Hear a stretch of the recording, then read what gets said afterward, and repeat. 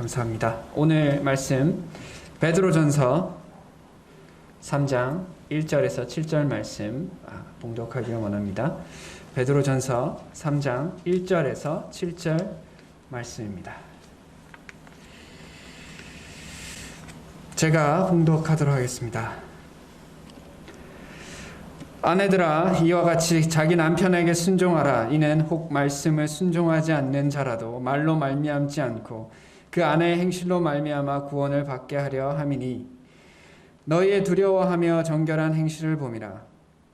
너희의 단장은 머리를 꾸미고 금을 차고 아름다운 옷을 입는 외모로 하지 말고, 오직 마음의 숨은 사람을 온유하고 안정한 심령에 썩지 아니할 것으로 하라. 이는 하나님 앞에 값진 것이니라.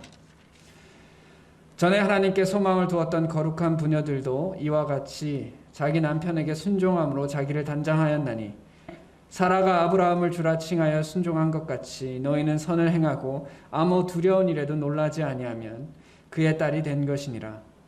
남편들아, 이와 같이 지식을 따라 너희 아내와 동거하고 그를 더 연약한 그릇이요 또 생명의 은혜를 함께 이어받을 자로 알아 귀히 여기라. 이는 너희가 기도가 막히지 아니하게 하려 함이라. 아멘. 이 말씀은 보통 가정의 달에 우리가 자주 볼 수 있는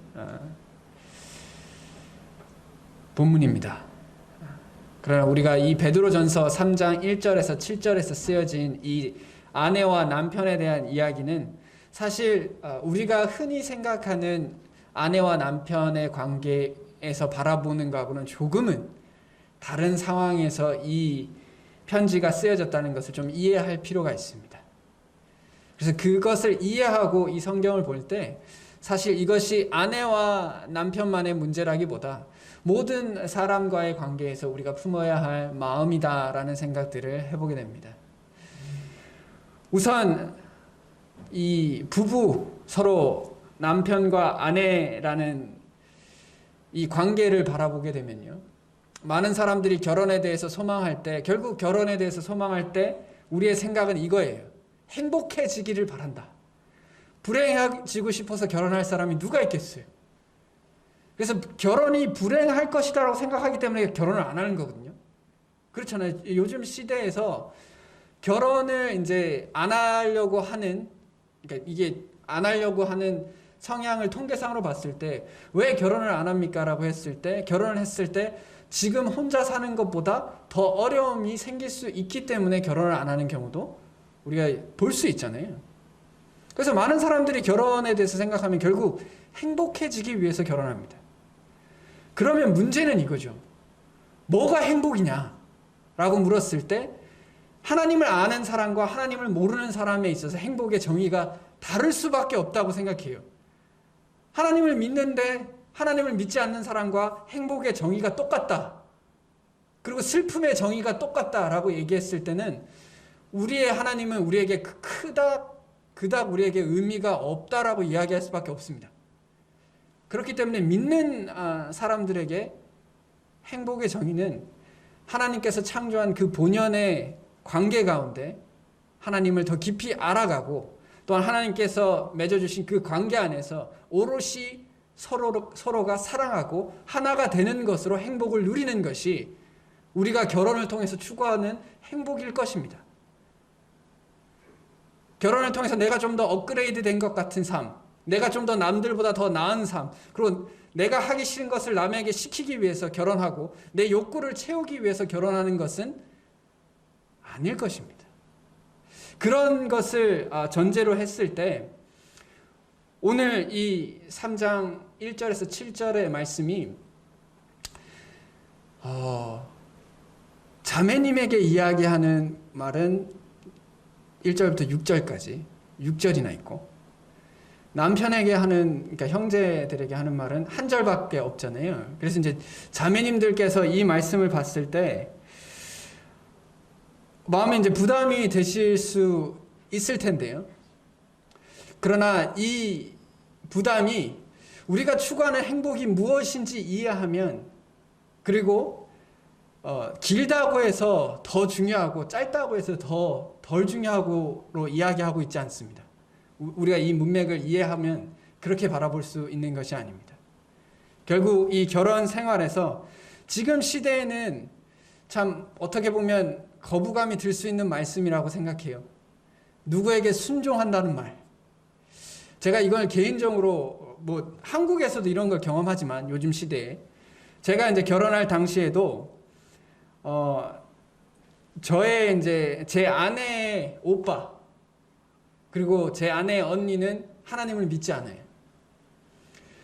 그런데 이제 우리가 대화 중에 제가 정확하게 어떤 대화인지 기억은 나지 않는데 제가 이런 말을 했어요. 남편은 아내를 사랑하고 아내는 남편에게 순종해야 된다는 말을 제가 했어요. 근데 그 자리에 이제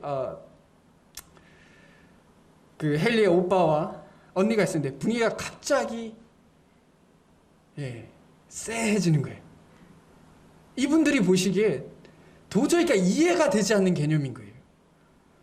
어떻게 아내가 남편에게 이 시대에 2022년 혹은 뭐 그 21세기에 어떻게 아내가 남편에게 순종한다라는 말을 할 수가 있는 것인가? 참 그런 시대를 우리가 살아가고 있지만 우리가 말씀을 보면 깨닫게 되겠지만 이것이 결코 시대에 뒤떨어지는 혹은 우리에게 불합리한 것을 가르치고 있는 것이 아닙니다.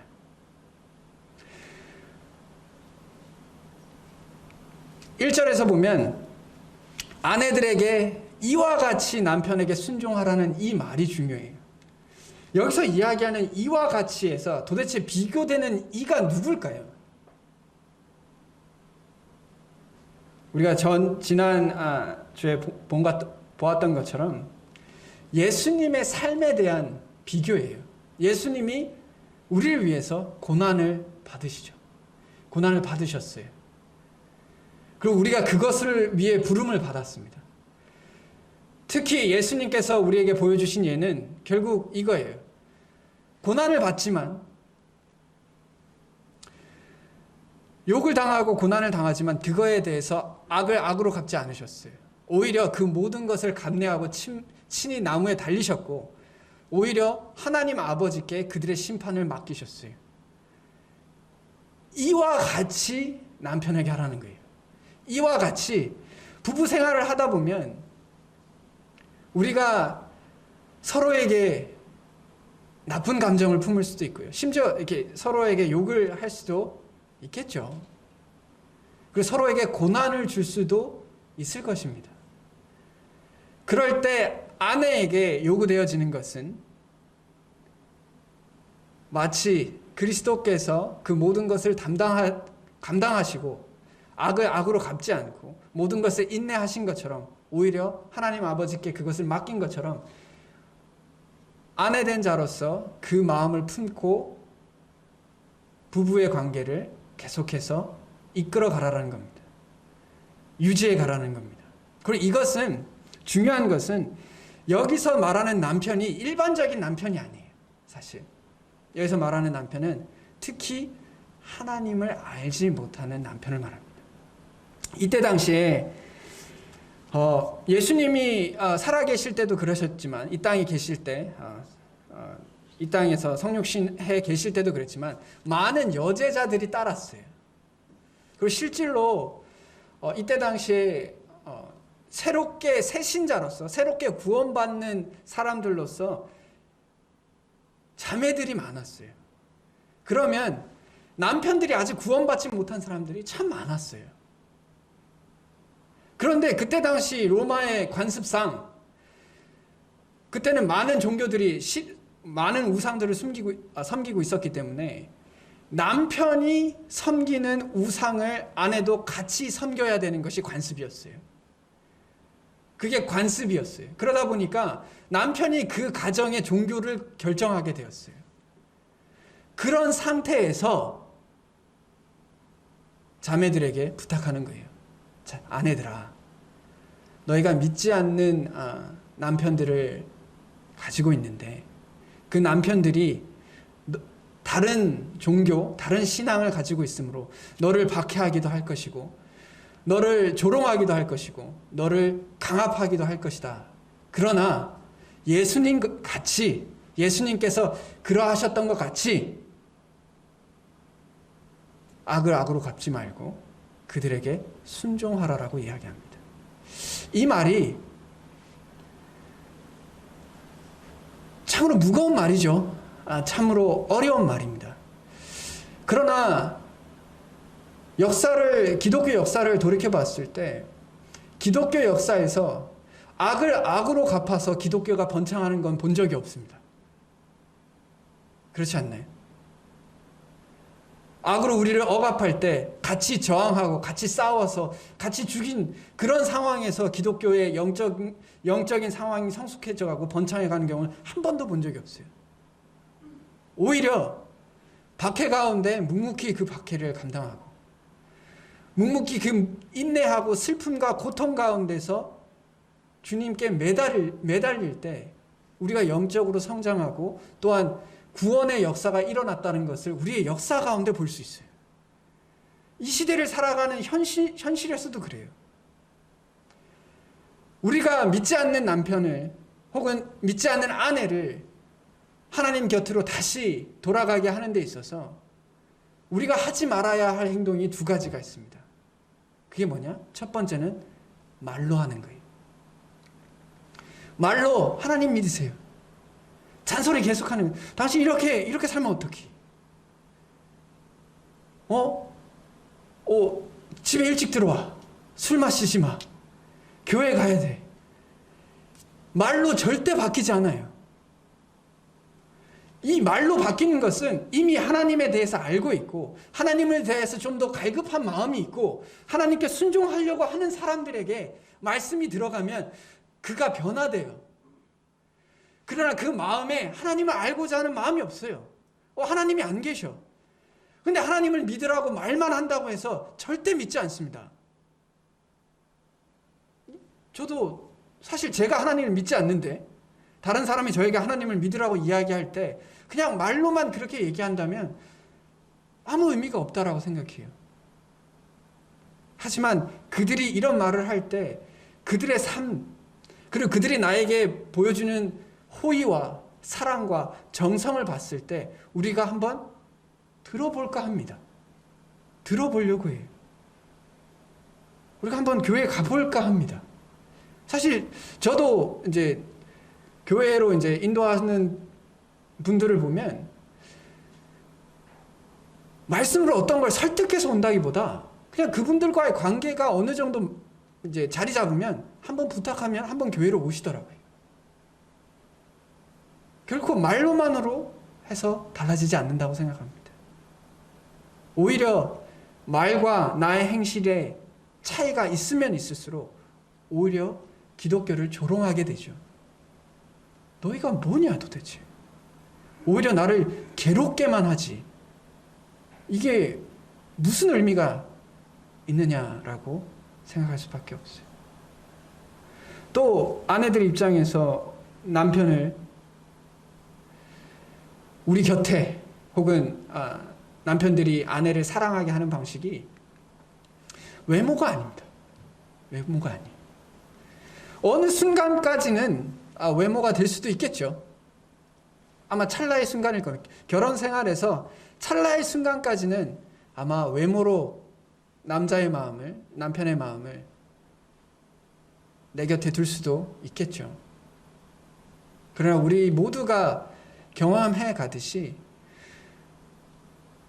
시간이 지나면 지날수록 우리에게 익숙했던 것들은 우리에게 가치를 잃어버리게 됩니다. 그리고 우리가 알듯이 우리의 외모는 어차피 점점 볼품 없어지잖아요. 우리가 이거 경험하지 않나요? 이건 자매님들의 문제뿐만 아니라 형제님들 마찬가지잖아요. 젊은 20대의 그 외모와 지금은 많은 차이를 가지고 있지 않나요? 난 별 차이가 없는데?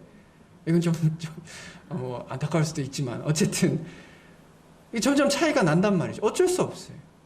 거기에 우리의 우리가 다른 사람에 대한 매력에 무게를 두면 실망할 수밖에 없고 절망할 수밖에 없습니다.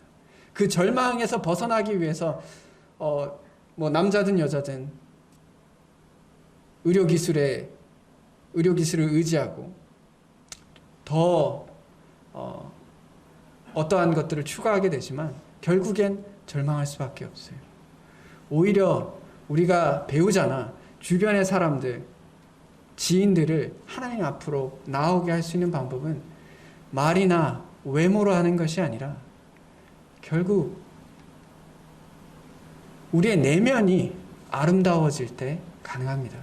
이것은 자매님이든 형제님이든 똑같다고 생각해요. 시간이 지나면 지날수록 처음 남편이 잘생겨서 결혼할 마음을 품었어도 시간이 지나면 아무 의미가 없어집니다. 아내가 아름다워서 결혼할 마음을 품었지만 시간이 지나면 아무 의미가 없어져요. 점점요. 오히려 숨은 내면이 온유하고 정숙할 때 우리는 평안한 가운데, 잔잔함 가운데, 사랑 가운데 살아갑니다. 우리는 그렇잖아요. 외모로 따지면 연예인들 참 다들 잘생기고 아름다우니까 연예인들을 하시겠죠. 보통 통계상 그렇잖아요. 그들이 정말 아름답고 잘생기고 했을지라도 그들의 행함이, 인성이, 그들의 내면이 추악하다는 것을 우리가 발견하게 되면 그들이 더 이상 연예인을 할 수 없는 상황을 우리가 많이 겪고 있어요. 흔히들 일어나고 있는 일입니다. 사람과의 관계도 마찬가지예요. 우리의 내면이 건강하지 않고 우리의 내면이 단단하지 않고 아름답지 않으면 시간이 지나면 사람은 사람의 내면에 의해서 실망하게 됩니다. 그리고 그 내면에 의해서 분노하게 돼요. 우리는 이 내면을 갈고 닦으면서 내면을 준비해 가면서 혹 우리 주변에 있는 배우자, 혹 지인, 혹 사람들을 하나님 앞으로 나올 기회를 마련하게 됩니다. 물론 우리가 완벽한 행실을 할지라도 하나님을 거절하는 사람은 하나님을 거절하겠죠. 그건 어쩔 수 없습니다. 예수님의 말씀을 거절한 사람들이 있었어요. 오히려 예수님을 십자가에 못 박은 사람들도 있었습니다. 그러니 우리가 어떤 행실을 한다고 해서 모든 사람들이 하나님 곁으로 나아갈 수는 없을 것이고 또 모든 사람들이 나와 화목하게 지내지는 않을 수도 있을 겁니다. 그러나 하나님께서 만약에 누군가가 하나님 곁으로 돌아온다면 그것은 우리의 행실로, 우리의 내면으로, 우리의 성품으로 가능하다는 것을 이야기하고 있어요. 그 실질로 기복신앙에 의해서 기독교를 믿는 것이 아니라 정말 하나님을 만나고자 하는 사람들은 결국 하나님을 믿는다고 하는 사람들의 성품을 보고 하나님을 볼 수밖에 없잖아요. 오늘도 제가 그 교회에 이제 찾아오신 분이 계셨는데 다른 성도님을 알고 계셔서 와서 대화를 해보면 결국 그분이 교회를 떠나고 다시 교회를 가려고 하는 그 마음들 가운데 결국 성도님들의 영향력이 컸다는 것을 알 수 있어요. 교회를 떠난 것도 성도들의 어려움이고 다시 교회에 돌아오려고 하는 것도 성도님들의 도움 때문이라는 것을 알게 돼요. 우리가 그것을 경험하게 됩니다. 그렇다면 우리가 점점 더 외모 지상주의와 또 어떤 권력이나 물질에 의해서 사람을 평가하는 시대를 살아가고 있지만 그건 다 속고 있는 거예요. 사실 내면이 단단한 사람들을 사람들이 찾고 있어요. 정말 내가 같이 있으면 평안하고 같이 있으면 나를 정말 존중해주고 아껴주는 사람, 그런 사람들을 찾고 있어요. 우리가 잠깐 속을 뿐이죠. 그렇다면 우리가 내면을 준비하고 내면이 성장하고 그것이 우리에게 정말 중요하다라고 생각합니다. 그래서 여기서 말씀하시는 온유하고 안정한 심령에 썩지 아니할 것으로 하라라는 말은 결국 베드로전서 1장에서도 이야기하는 것처럼 우리가 우리 안에 영혼의 가치를 가지게 하는 것은 결국 하나님 말씀으로 가능할 수밖에 없습니다. 정말 영원한 가치를 가지려면 썩지 아니하게 될 것을 추구하는 것은 결국 썩지 아니할 하나님 말씀으로 가능해요.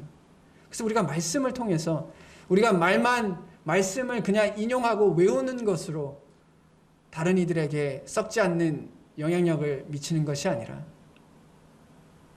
정말 말씀이 우리 안에서 열매 맺음으로 가능한 겁니다. 저도 여러 복음을 전해보지만 말로 해결되는 부분들은 정말 잘 없는 것 같아요. 오히려 행함과 성품과 섬김으로 가능하다라는 생각을 해보게 됩니다.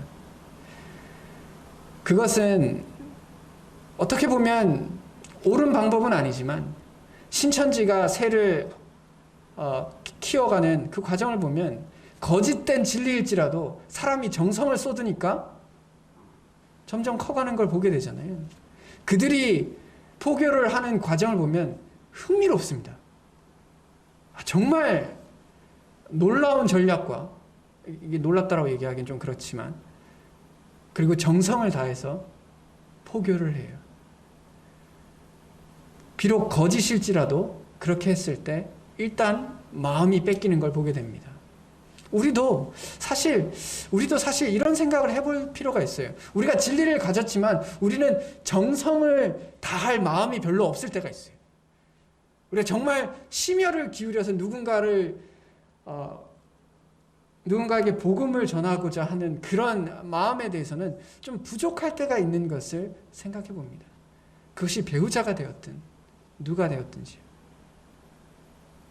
믿지 않는 배우자에게 진리가 있다라고 고백을 할지라도 사실 그들에겐 아무 의미가 없거든요. 우리 스스로가 말씀을 통해 우리의 삶이 변하게 되고, 어떻게 보면 죄가 아니라면 그 배우자에게 좋은 배우자가 되어주는 것이 결국 그들이 혹 하나님께 돌아올 기회를 만드는 가장 효율적이고 확실한 방법이라고 생각합니다. 이제 남편에 대해서 이야기하죠. 억울해 하실 거 없습니다. 남편들아 이와 같이라고 이야기합니다. 여기서 말하는 이와 같이는 아내와 같은, 아내들이 남편에게 품어야 할 마음같이 남편들도 이와 같은 마음으로 지식을 따라 너희 아내와 동거하라라고 이야기합니다. 이 말씀이 사실 내용은 적지만 충격은 3장 7절이 더 커요.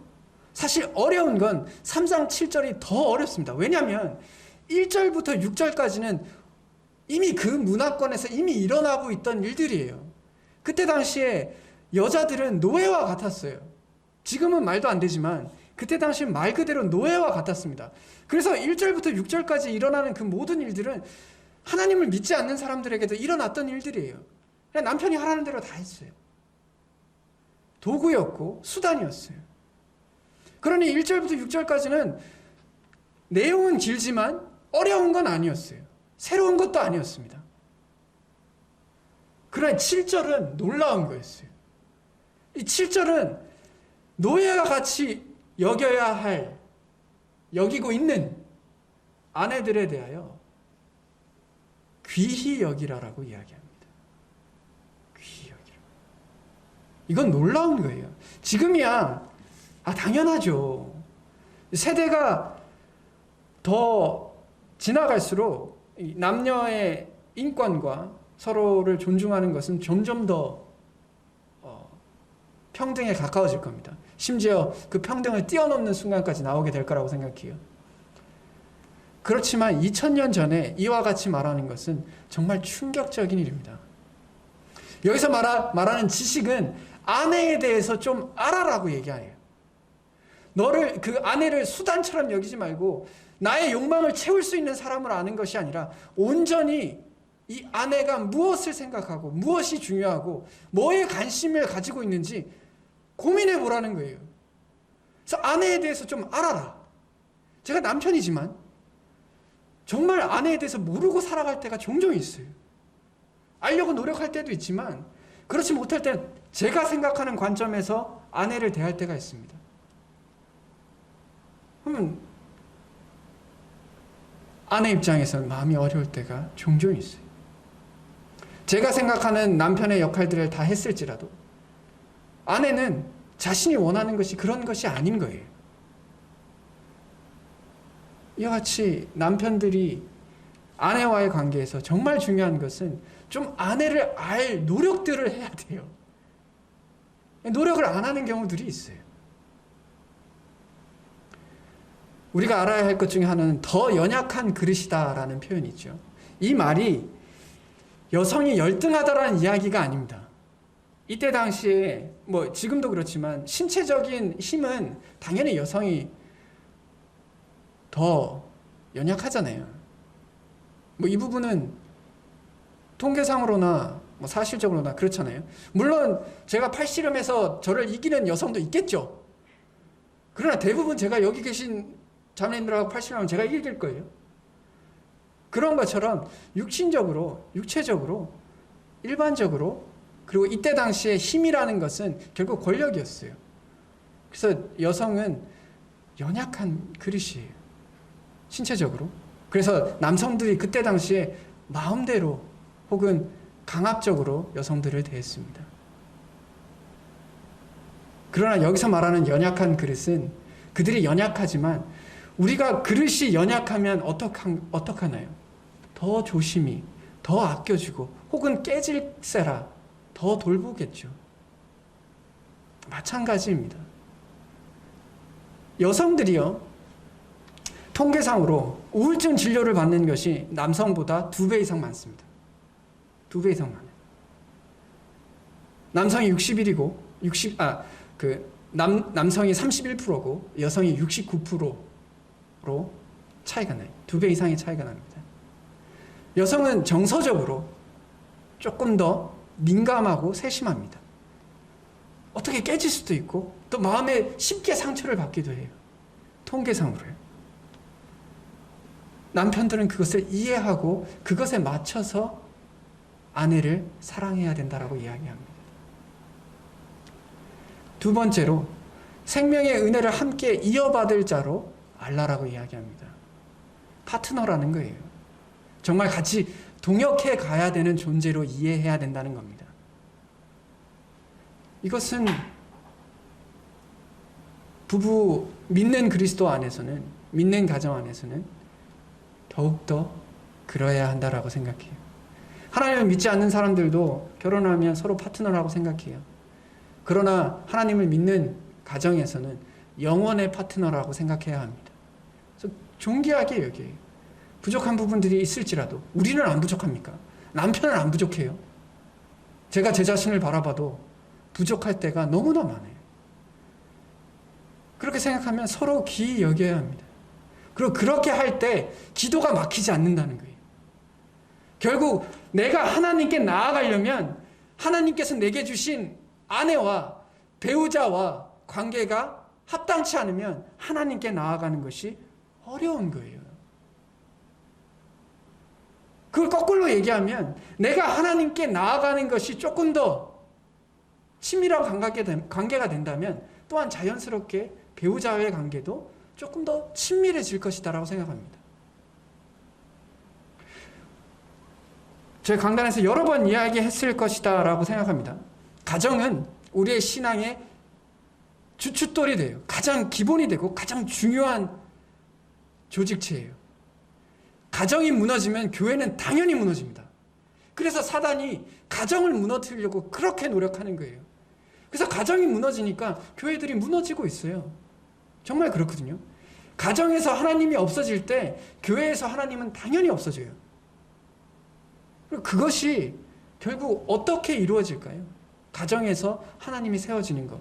결국 하나님께서 내게 주신 배우자에 대해서 가장 가까운 사람에게, 가장 친밀한 사람에게 하나님께 하듯 하나님께서 내게 주신 사랑으로, 그리고 능력으로, 그리고 또한 인내로 배우자를 같이 섬겨갈 때 가능하다라고 생각합니다. 각 가정에 대해서 제가 모르는 부분들도 많을 거예요. 그리고 배우자가 하나님을 믿지 않는 경우도 있을 겁니다. 그래서 제가 이렇게 말씀드리는 것이 어떻게 보면 왜 그랬어요? 왜 이제 그 불신 가정이 되었어요? 혹은 왜 이런 상황이 되었나요? 이런 것을 책망하는 것이 아닙니다.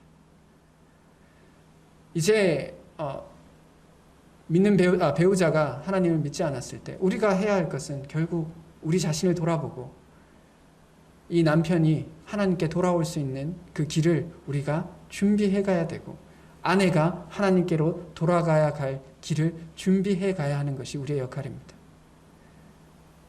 믿는 가정이라면 제대로 사랑하셔야 된다는 거예요. 믿는 가정이라면 정말 하나님의 자녀인 것처럼 서로 깊이 사랑하고, 정말 하나가 되어서 둘로 나눌 수 없는 것처럼 연합하기를 하나님께서 원하시는 겁니다.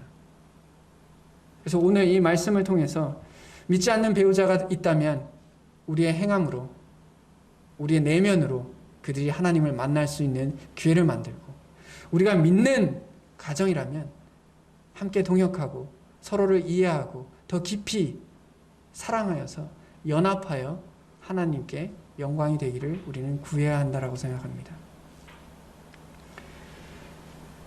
이게 예수님께서 이 남편들에게 이야기하였지만, 사실 제가 에베소서를 보면 남편이나 아내나 사실 원리는 똑같다고 생각해요. 내 자신을 내려놓으면 돼요. 내 욕심과 내가 원하는 것과 내 욕망을 내려놓으면 내가 누군가를 사랑하는 길이 조금씩 보입니다. 우리가 그걸 경험하잖아요. 그래서 결국 내 자신을 내려놓을 때 가능합니다. 그리고 이것은 피차하는 거예요. 피차. 서로가 하는 겁니다.